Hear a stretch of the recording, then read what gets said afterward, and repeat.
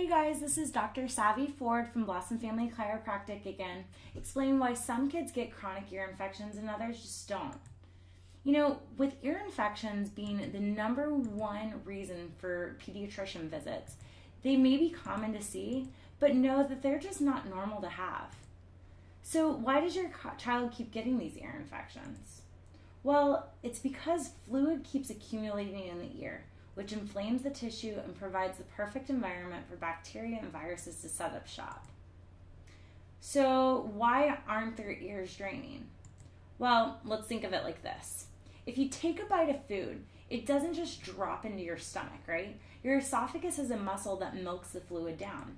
And it's the same process in your ear. There's a muscle called the tensor veli palatini, and its job is to milk fluid out of your ears so it can drain down your throat.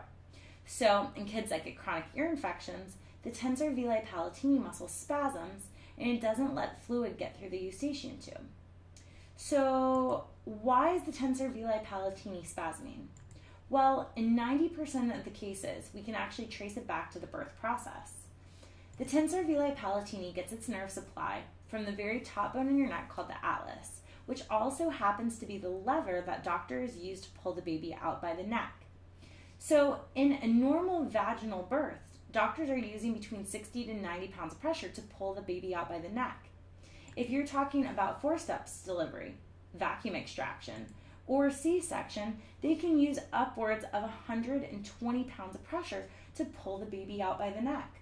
So as you can imagine, when you're using that type of force, the top bone, that atlas, easily misaligns and places stress against the nerve that innervates the tensor veli palatini muscle, which ultimately causes it to spasm, and all of a sudden, water and fluid can't get through that, right?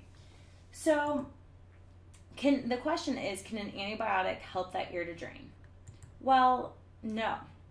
And does drilling a hole through the eustachian tube really seem like the best option? Definitely not, right? And that's why the American Academy of Pediatrics and countless other medical research articles have said for decades not to give antibiotics to kids with ear infections, because not only do they not help, but they destroy the gut and the immune system and significantly increase the risk of kids getting future ear infections as well as getting asthma and allergies. So, question is, what can you do about it? Well, the number one thing to do is to get the tensor veli palatini muscle working again so that the fluid can actually drain. And that's where chiropractic comes in. With very gentle and specific adjustments, we can actually realign the top bone back into its proper position so that the nerve going to the tensor veli palatini muscle actually works properly and the fluid can all of a sudden drain. Good news is there's a great and very easy way to find out if the problem behind the ear infections is actually neurological.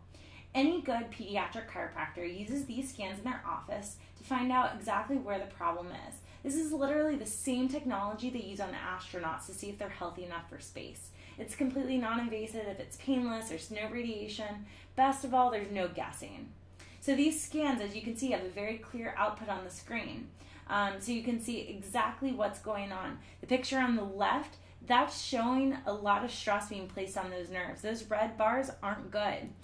The picture on the right is a kiddo that came in with chronic ear infections, was looking at doing surgery. Luckily, mom and dad found us before they ever went that route.